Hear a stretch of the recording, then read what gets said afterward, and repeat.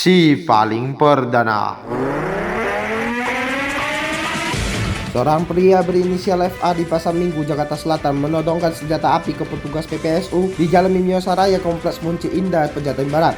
Mulanya beberapa anggota PPSU Kelurahan Pejaten Barat berinisial AS, RM, YS, AA, dan LG sedang memangkas ranting pohon di depan rumah FA di Kompleks Munci Indah, Jalan Mimiosa Raya. Kemudian FA tiba-tiba membuka jendela lantai 2 rumahnya lalu memanggil anggota PPSU dengan berkata kasar. Setelah itu pelaku menghampiri petugas dengan tetap menodongkan senjata api. Melihat pelaku membawa senjata api, para petugas langsung menghentikan kegiatan perapian dan lari meninggalkan lokasi lalu melaporkan kejadian kepada Lurah Pejaten Barat. Tak berselang lama pemangku wilayah itu datang ke tempat kejadian perkara. Setelahnya asap keluar dari rumah FA dan anggota PPSU kembali ke kantor Kelurahan Pejaten Barat. Mereka pun melaporkan ke Polsek Pasar Minggu guna pengusutan lebih lanjut. Atas perbuatan tersebut, pelaku terancam pasal 1 ayat 1 Undang-Undang Darurat Nomor 12 Tahun 1951 atau pasal 335 KUHP pidana tentang perbuatan tidak menyenangkan dengan hukuman penjara maksimal 1 tahun dan denda sebanyak 4,5 juta rupiah.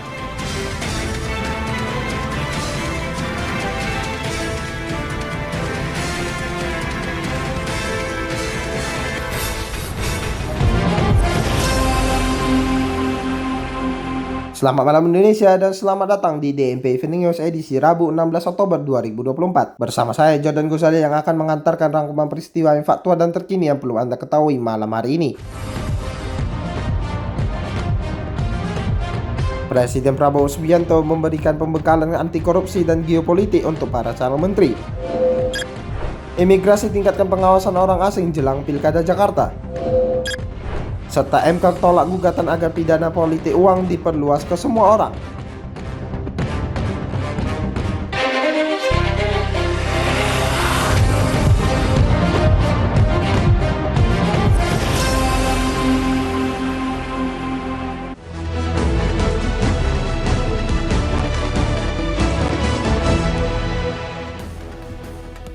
Kita mulai DMP News malam hari ini dengan segmen Election 360. Presiden terpilih Prabowo Subianto disebut akan memberikan pembekalan terkait dengan pemerintahan yang bersih sampai dengan situasi politik global kepada para calon menterinya. Pembekalan ini rencananya dilangsungkan di kediaman Prabowo di Hambalang, Bogor, Jawa Barat pada Rabu 16 Oktober 2024.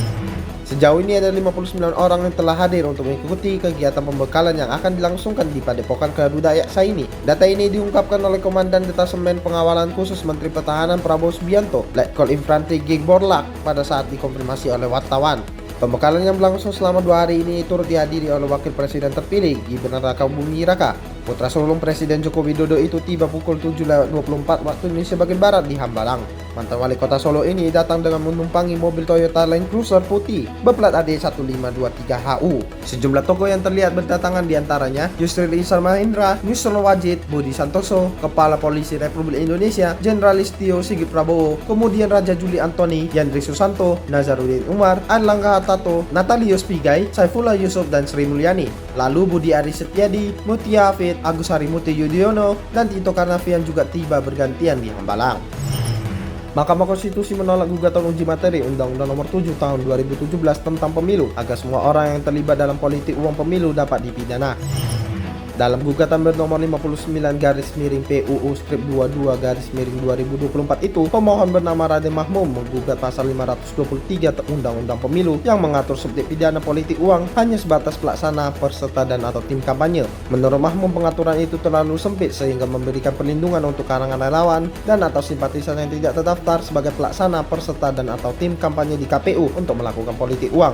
Dalam pertimbangan putusan yang dibacakan Soehartoyo, MK menilai bahwa perluasan frasa subjek pidana yang diinginkan pemohon membuat mahkamah perlu memperluas atau bahkan membuat norma baru tentang pemidanaan terhadap politik uang. Soehartoyo menegaskan bahwa hal tersebut tergolong sebagai politik pemidanaan atau criminal police. Terhadap hal demikian, mahkamah dalam beberapa putusannya selalu konsisten dengan pendiriannya bahwa berkaitan dengan hal tersebut menjadi kewenangan pembentuk undang-undang.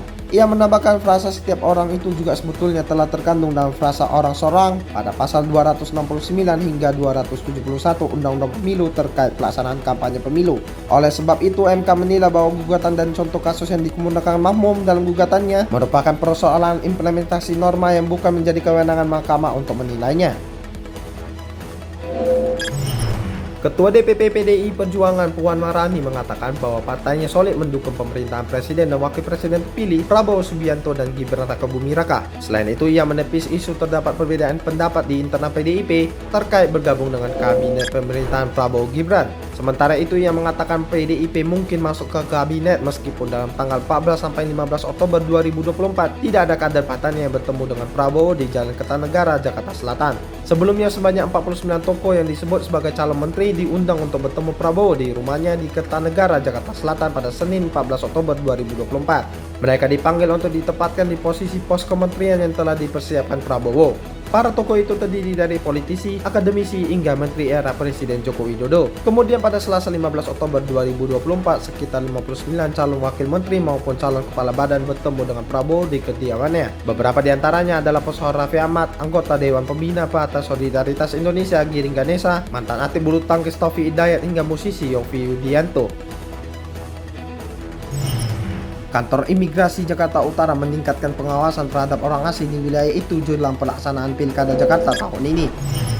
Kepala Kantor Wilayah Kementerian Hukum dan HAM DKI Jakarta R. Andika Dwi Prasetya mengatakan, di wilayah Jakarta Utara pada Rabu ini tim Polra merumuskan teknis pengawasan dan pencegahan agar lebih optimal dalam mencegah terjadinya potensi pelanggaran oleh warga negara asing di Pilkada. Ia mencontohkan warga negara asing terlibat kampanye atau ikut melakukan sosialisasi pasangan calon di media sosial dan lainnya. Menurut ia, hal ini pernah terjadi di kawasan Pademangan, Jakarta Utara pada pemilu presiden 2024. Terdapat WNA Jerman yang terlibat kampanye sehingga dilakukan pengamanan. Potensi pelanggaran lain seperti orang asing menggunakan media sosial untuk promosi-promosi yang kontraproduktif dalam pilkada dan juga keberadaan jurnalis asing yang meliput pilkada. Menurut ia, pengawasan orang asing dilakukan baik secara administratif dan juga melalui pengawasan lapangan. Sementara Asisten Pemerintahan Kota Jakarta Utara Ian Sofyan Hadi menyatakan pihaknya siap bersinergi dalam pelaksanaan pengawasan orang asing.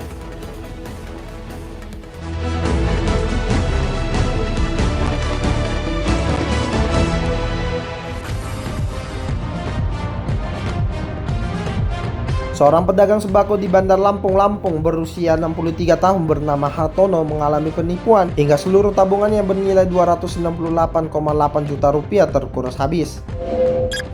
Penipuan tersebut dilakukan dengan modus pelaku yang mengaku sebagai petugas pajak dan menawarkan bantuan untuk keringanan pembayaran pajak. Peristiwa ini terjadi pada Jumat 11 Oktober 2024 saat Hartono, warga Kecamatan Sukaramai, Bandar Lampung, sedang berada di rumahnya. Hartono yang berdagang di Pasar Sri Rejeki, Kabupaten Pesarawan, menceritakan bahwa ia menerima panggilan telepon melalui WhatsApp dari nomor yang tidak dikenal. Dalam percakapan itu, seorang pria yang mengaku sebagai petugas Direktorat Jenderal Pajak menyebutkan nama, alamat, dan nomor NPWP Hartono dengan benar. Keakuratan data tersebut membuat Hartono mempercayai pelaku. Pelaku kemudian menawarkan bantuan untuk meringankan pembayaran pajak usaha Hartono. Ia diminta mentransfer Rp12.000 ke rekening Bank BUMN untuk biaya materai. Setelah transfer dilakukan, pelaku mengirimkan file dan mengarahkan Hartono untuk mengikuti instruksi dalam file tersebut. Hartono menyadari bahwa ada tidak beres saat menerima notifikasi SMS banking pada sore hari sekitar pukul 16.30 waktu Indonesia bagian Barat. Notifikasi tersebut menunjukkan adanya 2 kali pemindahan dana dari rekeningnya sebesar Rp290,5 juta dan Rp8,3 juta ke rekening yang sama yang digunakan untuk pembayaran materai. Dia pun segera pergi ke gerai bank untuk memeriksa saldonya dan ternyata seluruh tabungannya sudah terkuras habis. Setelah kejadian itu, Hartono melaporkan kasus penipuan ini ke Polda Lampung pada Sabtu 12 Oktober 2024. Kepala Bidang Humas Polda Lampung, Kombes Umi Fadila, membenarkan adanya laporan tersebut. Kasus ini dikategorikan sebagai tindak pidana kejahatan informasi dan transaksi elektronik sesuai dengan pasal 30 ayat 1 Undang-Undang Nomor 19 Tahun 2016. Saat ini laporan tersebut masih dalam tahap penyelidikan oleh pihak kepolisian. PT MD Entertainment Tbk atau film meraih pinjaman jumbo senilai Rp794,75 miliar dari Bank Mandiri. Fasilitas kredit tersebut akan digunakan untuk membiayai akuisisi PT Netvisi Media Tbk atau Netvi. Berdasarkan keterbukaan informasi Bursa Efek Indonesia atau BEI, film telah menandatangani perjanjian pinjaman dengan BMRI selaku kreditur pada 11 Oktober 2024 lalu. Fasilitas term loan yang dikantongi perseroan maksimal Rp794,75 miliar dan terdiri dari 2 tranche. Tranche pertama maksimal sebesar Rp529,5 miliar dan Rp265,25 miliar masuk dalam tranche kedua. Adapun jatuh tempo pinjaman maksimal 61 bulan sejak perjanjian ditekan sampai dengan dan termasuk tanggal yang jatuh 1 bulan sejak tanggal perjanjian. Sementara bunga pinjaman yang ditetapkan adalah 9,25% per annum yang dapat direview setiap saat dan disesuaikan dengan tingkat suku bunga yang berlaku di Bank Mandiri. Film menjaminkan asetnya untuk meraih pinjaman tersebut kepada Bank Mandiri, yakni gadai saham milik perseroan atas 80% saham yang dimiliki perseroan pada Netvi. Selain itu, pemberian jaminan tanah PT Jakarta Film Studios atau JFS yang merupakan perusahaan terkendali perseroan, pemberian jaminan tanah MD atau perseroan, dan pemberian jaminan deposito. Dengan diperolehnya pinjaman dari Bank Mandiri ini, menurut manajemen film, dapat membantu mendanai pengembangan bisnis perseroan melalui rencana transaksi akuisisi Netvi. Melalui akuisisi ini diharapkan dapat memberikan dampak positif bagi perseroan dengan penambahan kegiatan usaha karena akan memperluas peran perseroan di industri media dan hiburan termasuk penyiaran televisi.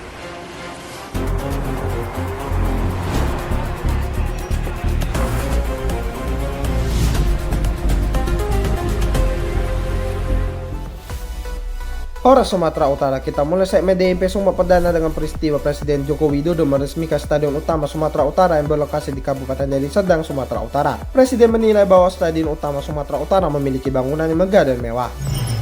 Sebagai informasi, stadion ini berkapasitas 25.000 penonton dan menghabiskan 587 miliar yang bersumber dari APBN selama proses pembangunan. Oleh karena itu, Presiden menitipkan stadion tersebut kepada pengelola agar dapat dikelola sebaik mungkin. Presiden juga menghimbau agar fasilitas yang berada di Stadion Utama Sumatera Utara dapat dijaga dengan baik. Karena berdasarkan pengalamannya, banyak fasilitas yang dibangun saat penyelenggaraan PON tidak dirawat dengan baik. Usai memberikan sambutan, Presiden langsung meresmikan Stadion Utama Sumatera Utara yang ditandai dengan menekan tombol sirine serta penandatanganan prasasti. Kemudian Presiden juga meninjau sejumlah pemain sepak bola yang tergabung dalam sekolah sepak bola Dinas Pemuda dan Olahraga Sumatera Utara. Tak ketinggalan, Presiden juga membagikan baju kepada para atlet, anak sekolah dan masyarakat sekitar. Menanggapi hal tersebut, PJ Gubernur Sumatera Utara Agus Fatoni mengatakan, stadion yang megah dan mewah ini adalah salah satu hasil dari pelaksanaan PON di Sumatera Utara.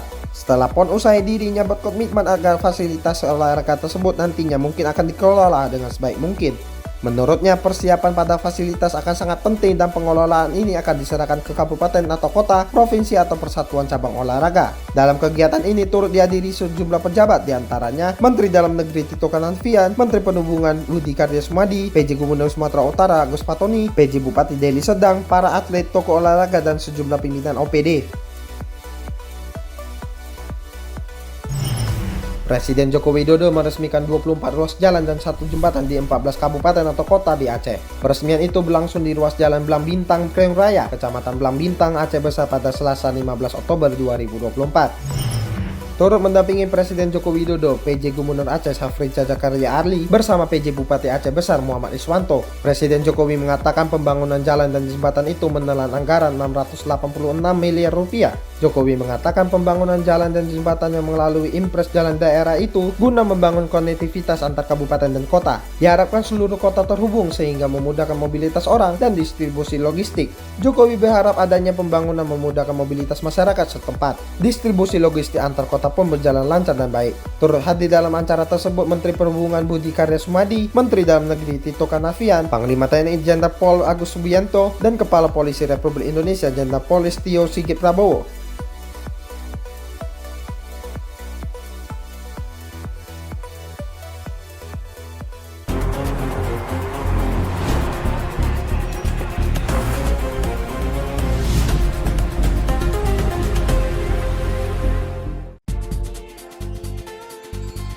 Timnas Indonesia dipastikan takluk melawan Timnas Tiongkok dalam kualifikasi Piala Dunia 2026.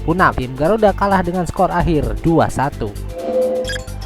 Laga lanjutan kualifikasi ronde ketiga yang berlangsung di Qingdao Youth Football Stadium, Qingdao, Tiongkok pada Selasa 15 Oktober lalu, Indonesia tertinggal di babak pertama dengan skor 2-0. Tiongkok mencetak gol via Behram Abduweli di menit ke-23, sementara Yuning Zhang ke menit ke-44. Meski Indonesia mendominasi jalannya babak pertama, Indonesia malah kecolongan ke menit ke-23 dan 44. Di babak kedua, Indonesia akhirnya bisa mencetak gol balasan. Tom Hae mencetak gol pada menit ke-86. Dengan hasil ini, Indonesia masih tertahan di posisi kelima klasmen kualifikasi Piala Dunia 2026 ronde ketiga grup F dengan torehan 3 poin. Tiongkok masih ada di posisi terbawah juga dengan raihan poin yang sama, namun Indonesia unggul dari selisih gol. Andika Siransyah melaporkan untuk DNP Integrated News.